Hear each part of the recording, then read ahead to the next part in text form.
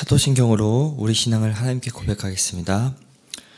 전능하사 천지를 만드신 하나님 아버지를 내가 믿사오며 그 외아들 우리 주 예수 그리스도를 믿사오니 이는 성령으로 잉태하사 동정녀 마리아에게 나시고 본디오 빌라도에게 고난을 받으사 십자가에 못 박혀 죽으시고 장사한 지 사흘 만에 죽은 자 가운데서 다시 살아나시며 하늘에 오르사 전능하신 하나님 우편에 앉아 계시다가 저리로서 산 자와 죽은 자를 심판하러 오시리라. 성령을 믿사오며 거룩한 공회와 성도가 서로 교통하는 것과 죄를 사하여 주시는 것과 몸이 다시 사는 것과 영원히 사는 것을 믿사옵나이다. 아멘. 우리 다 같이 찬송가 96장 예수님은 누구신가 찬송하도록 하겠습니다.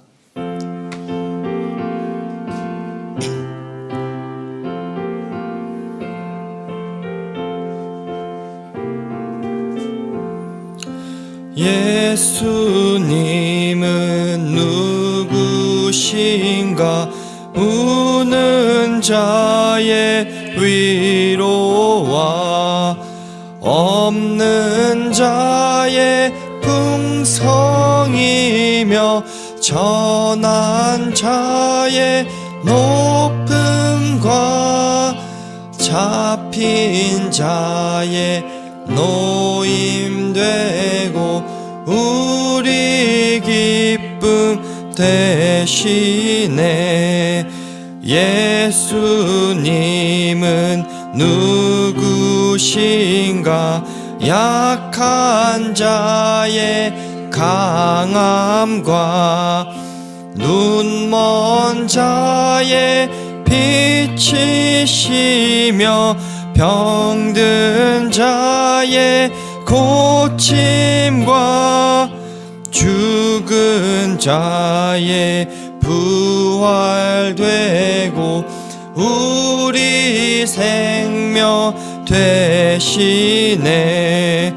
예수님은 누구신가? 추한 자의 정함과 죽을 자의 생명이며 죄인들의 중보와 멸망자의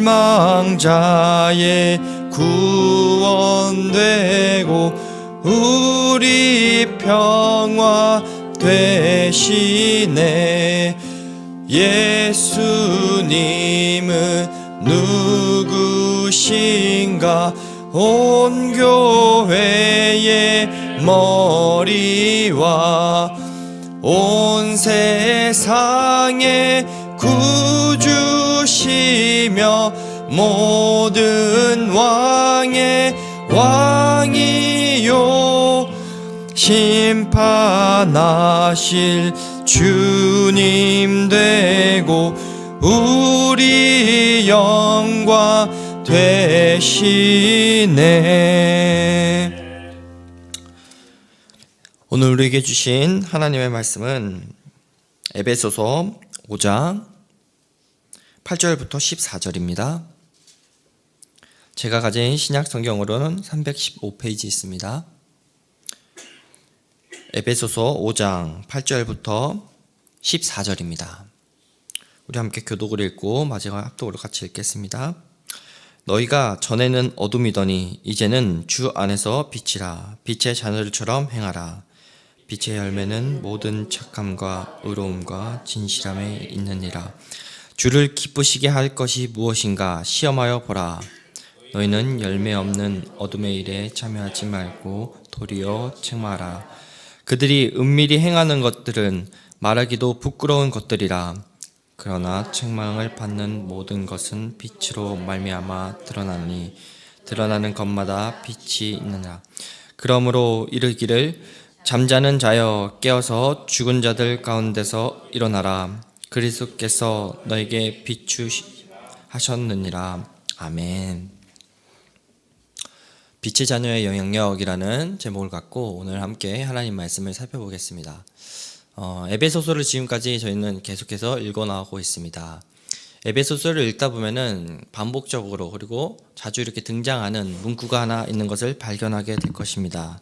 바로 그리스도 예수 안에라는 그 문구입니다. 바울은 우리가 그리스도 안에 있으므로 우리의 그 존재가, 우리의 그 신분이 바뀌게 되었던 것을 계속해서 이야기하고 있습니다. 바울은 오늘 본문에서 특별하게 우리가 이전에 어떤 존재였는지를 다시 한번 설명하고 이제 바뀌게 된 우리의 존재에 대해서 이야기하고 있습니다. 우리는 이전에 불순종의 아들처럼 어둠에 속한 그러한 존재였지만 빛이신 하나님이 우리에게 나타나셔서 우리 안에 있는 그 어둠을 물러나게 해주셨다라고 이렇게 말합니다. 우리의 존재가 어둠이었다라는 것은 절망적이지 않을 수가 없습니다. 왜냐하면 어둠에는 해결책이 보이지 않기 때문입니다. 하지만 우리가 이제는 그리스도 예수 안에 있으므로 우리의 그 존재가 빛의 존재로 바뀌게 되었다라는 것을 계속해서 확인할 수 있습니다. 그렇기에 바울은 우리의 그 존재가 어둠에서 빛으로 바뀌었으니까 이제 그 존재에 맞게 살아가라고 이야기하고 있는 것이죠. 그럼 구체적으로 빛의 자녀로 살아가는 그 삶은 무엇일까요? 그 삶이 무엇인지를 9절에서 이어서 설명하고 있습니다. 9절에서 이렇게 설명하고 있죠. 빛의 열매는 모든 착함과 의로움과 진실함에 있느니라. 저희가 읽은 그 개역 개정에서는 이렇게 빠져 있는데 원문에 보면은 9절 앞에 왜냐하면이라는 그 가르라는 그 접속사가 있습니다. 즉, 이 빛 가운데 걷는 것이 무슨 뜻인지를 설명함으로써 8절과 지금 연결시키고 있는 것을 알 수가 있는 것이죠. 그래서 빛 가운데로 걷는 자에게는 그 맺히는 그 삶의 열매가 무엇인지를 9절에서 총 3가지로 짧게 요약하면서 설명하고 있는 것을 보게 됩니다. 첫 번째로는 이제 착함이라는 단어이죠. 헬라어로는 아가소시네라는 그 단어입니다. 이것은 우리가 갈라디아서 5장 22절에 나온 성령의 그 열매와 같은 그 단어입니다. 갈라디아서 5장 22절에 보면 이렇게 나와 있죠. 오직 성령의 열매는 사랑과 희락과 화평과 오래 참음과 자비와 양선과 충성과에서 이 안에서 이제 양선이라고 번역된 그 단어인데요. 번역만 다르게 됐을 뿐 원어로 보시면 같은 단어입니다. 선하고 좋은 그 관대함을 뜻하는 것을 알 수 있죠. 이것은 우리가 관계 안에서 타인에 대한 그 관대함과 친절함을 뜻하는 것을 생각해 보면 됩니다. 두 번째로 등장하는 게 이제 의로움이죠. 이것은 우리가 에베소서 4장 24절에서 세 사람의 특징으로 언급했던 하나님의 속성이기도 합니다. 그러니까 하나님과 사람들 앞에서 올바른 삶, 즉 도덕적 올고지즘을 이야기하는 것이죠. 악한 것을 피하고 다른 사람에게 정의를 베푸는 것을 뜻합니다. 세 번째로 이제 진실함이죠. 이것은 성실, 신뢰성, 진정성을 뜻하는 것입니다. 무엇보다 이 진실함도 하나님의 그 속성에 속합니다. 그러므로 우리에게 그 하나님의 진실함을 닮아가려는 그 모습과 그 삶이 우리 안에 나타나야 한다는 것이죠. 하나님께서는 우리가 이렇게 새롭게 변화받은 우리가 진리 안에 따라 살고 우리들의 삶에 하나님의 진리가 나타나기를 바라는 것이죠. 왜냐하면 우리는 그 하나님을 따라 진리 안에서 지어진 그 존재이기 때문입니다. 착함과 의로움과 진실함은 함께 빛의 자녀의 삶을 말해주고 있습니다. 한마디로 우리가 예수 그리스도 안에 있으면 그 모든 악을 버려버리고 멀리하고 하나님의 그 선하심과 의로움과 진실함을 닮아가는 삶을 살아갈 수 있음을 이야기하고 있는 것입니다. 하지만 우리가 이러한 삶들은 살아내는 것은 쉽지 않은 일이죠. 그래서 바울은 10절에서 이렇게 이야기하고 있습니다. 10절에서 이렇게 얘기하죠. 주를 기쁘시게 할 것이 무엇인가 시험하려 보라. 여기 나온 그 시험하여 보라라는 이 단어는 원어로 이제 도키모조라는 그 단어인데 조사하다, 면밀히 밝히다라는 그 뜻을 갖고 있어요. 그러니까 하나님께서 무엇을 기뻐하시는지 우리가 계속해서 끊임없이 분별하고 그런 애쓰려는 그 몸부림이 있어야 한다라는 것을 우리에게 말해주는 것이죠. 사람들과의 그 관계 속에서, 일상 속에서 그것이 정말로 하나님께서 기뻐하시는 일인지에 대해서 우리가 계속해서 묻고 분별하는 그 삶이 바로 빛의 자녀로서의 그 삶이라는 것을 다시 한번 생각해 보게 됩니다. 우리가 전에는 어둠일 때는 나의 기쁨만을 위해서 살아간 존재였다면 이제는 빛의 자녀로서 하나님의 기쁨이 무엇인지를 다시 한번 생각해 보면서 그것을 먼저 우선순위로 살아가게 된다는 것이죠. 또한 빛의 자녀로 이렇게 산다는 것은 우리가 어둠과 함께하지 않는다라는 것을 생각해 볼 수 있습니다. 그래서 바울은 11절부터 12절에서 이렇게 말하고 있는 것이죠. 12절입니다. 너희는 열매 없는 어둠의 일에 참여하지 말고 도리어 책망하라. 그들이 은밀히 행하는 것들은 말하기도 부끄러운 것들이라. 우리의 정체성이 이제는 빛이기에 어둠의 일에는 참여할 수 없게 되었다라는 거죠. 그러면 구체적으로 이 어둠의 일은 무엇을 말하는 것일까요?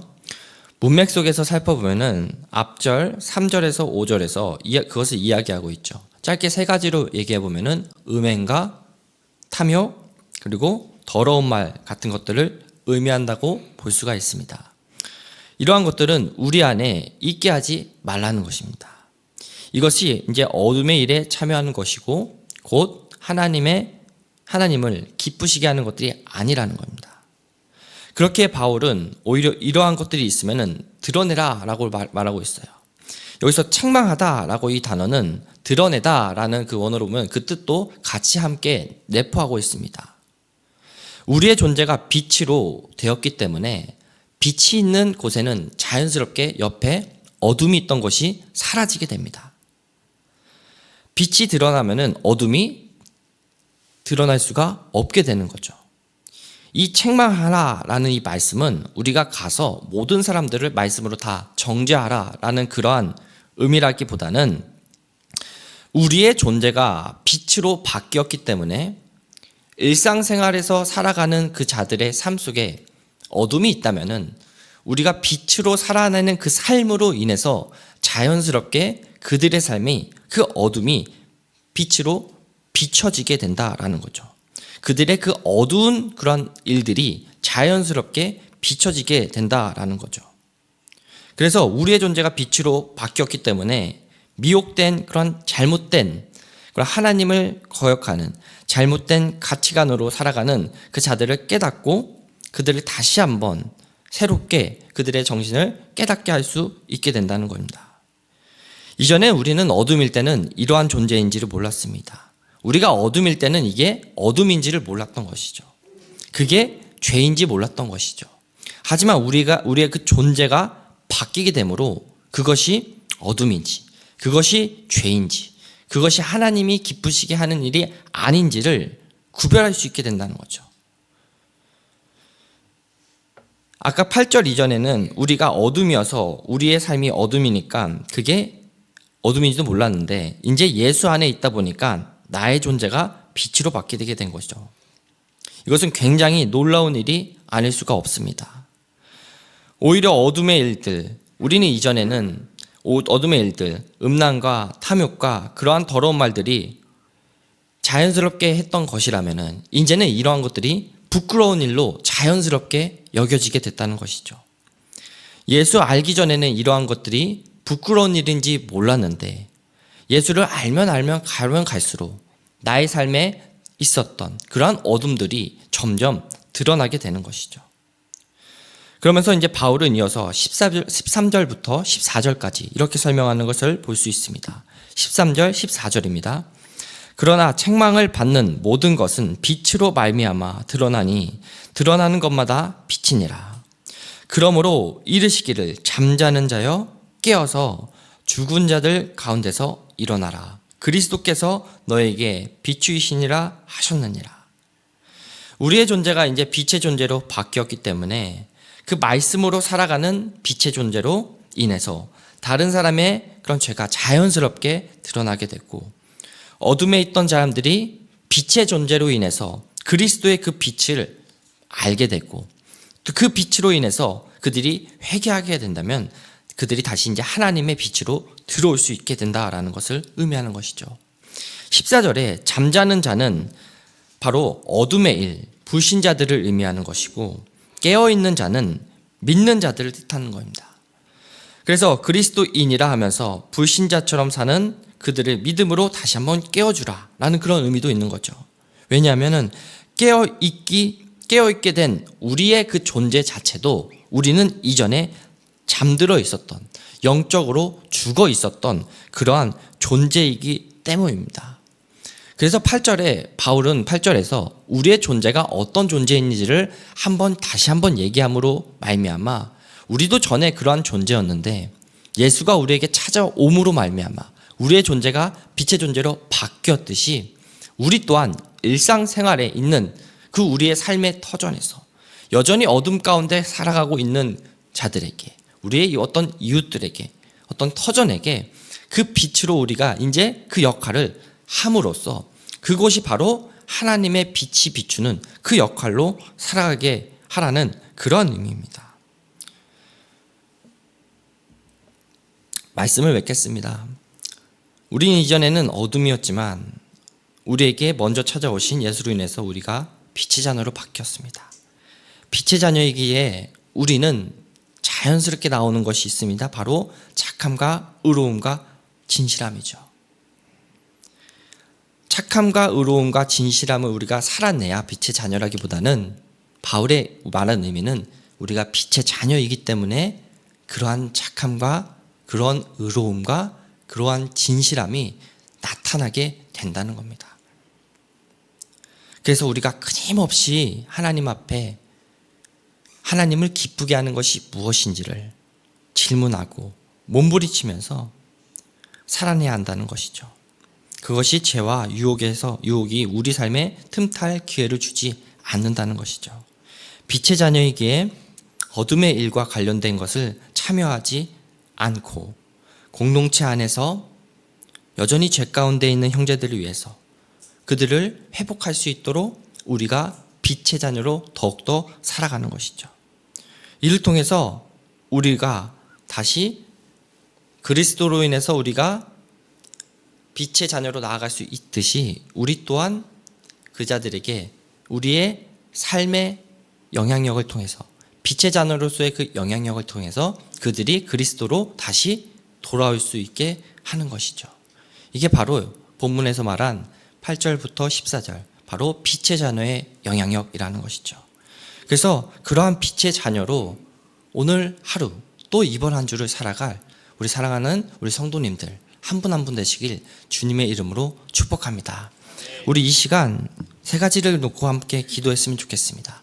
첫 번째는 우리가 빛의 자녀라는 그 사실을 먼저 깨달아 그 빛의 열매들을 우리가 일상 속에서 계속 맺으며 살아갈 수 있도록 기도했으면 좋겠고요. 두 번째는 우리가 빛의 자녀로 살아가 이제는 일상생활 속에 있는 그 어둠의 일을 우리가 드러내 빛의 자녀로 그들이 살아갈 수 있도록 기도했으면 좋겠습니다.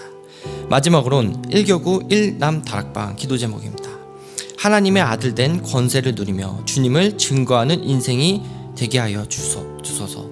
우리 이 기도 제목을 갖고 우리 합심하여 함께 기도하며 나아가겠습니다. 사랑이 많으신 하나님 아버지 감사합니다. 저희가 전에는 어둠이었지만 이제는 빛의 자녀로서 살아갈 수 있게 됐던 것을 다시 한번 오늘 말씀을 통해서 알게 되었습니다. 하나님, 어둠이었기에 무엇이 잘못된 것인지 무엇이 죄된 길인지를 몰랐던 우리의 존재였지만 우리에게 먼저 친히 찾아와 주셔서 아무 자격도 없지만 그 예수 그리스도의 그 보혈의 피를 힘입어서 우리가 이제는 빛의 자녀로 살아갈 수 있는 너무나도 큰 특권을 얻게 되었습니다. 하나님, 그래서 우리가 일상생활에 살아가는 데 있어서 그 은혜를 생각하면서 우리 주변에 있는 그 이웃들을 돌아보길 바랍니다. 우리 주변에 있는 삶의 터전들을 돌아보길 바랍니다. 나의 존재가 빛의 존재로 바뀌었기 때문에 여전히 우리 삶 속에 있는 많은 그런 어둠의 부분들, 죄된 부분들이 우리의 그 존재로 인하여서 그리스도 안에서 살아가는 우리의 존재로 인하여서 밝게 비춰지는 은혜가 있을 수 있도록 하나님, 우리 성도님들의 삶 그 모든 곳곳마다 함께하여 주시옵소서. 그래서 날마다 그 하나님을 붙들고 그 하나님이 기쁘시게 하는 것이 무엇인지를 날마다 고민하면서 살아갈 때에 하나님, 그곳이 하나님 나라가 되게 하여 주시고 그곳이 하나님이 기쁘시게 되는 그러한 삶의 현장이 될 수 있도록 하나님 도와주시고 인도하여 주시옵소서. 우리가 빛의 잔으로 살아가면서 날마다 하나님의 그러한 열매들을 맺힐 때에 우리가 더 이상의 어둠의 일들이, 우리가 이전에는 그것이 부끄러운 일인지 몰랐으면은 이제는 그것이 너무나도 부끄럽고 너무나도 창피한 일이기에 우리가 그러한 것들이 있으면은 다시 한번 돌이키고 회개하는 은혜가 있을 수 있도록 하나님 함께하여 주시고 인도하여 주시옵소서. 날마다 그 하나님이 주시는 그 은혜를 갖고 살아가길 바랍니다. 날마다 하나님이 주시는 그 사랑을 갖고 살아가길 바랍니다. 하나님 앞에서 날마다 그 빛의 자녀로서의 그 삶을 살아가길 바랍니다. 나의 어떤 행동이 아니라 나의 존재가 바뀌었기 때문에 그러한 열매들이 자연스럽게 맺혀지길 바랍니다. 오늘 그래서 또 일상으로 다시 한번 돌아가게 됩니다. 그 일상 속에서 그 하나님의 그런 말씀에 따라, 하나님의 그런 명하심에 따라 하루하루 순종하면서 살아갈 수 있도록 하나님 함께하여 주시옵소서.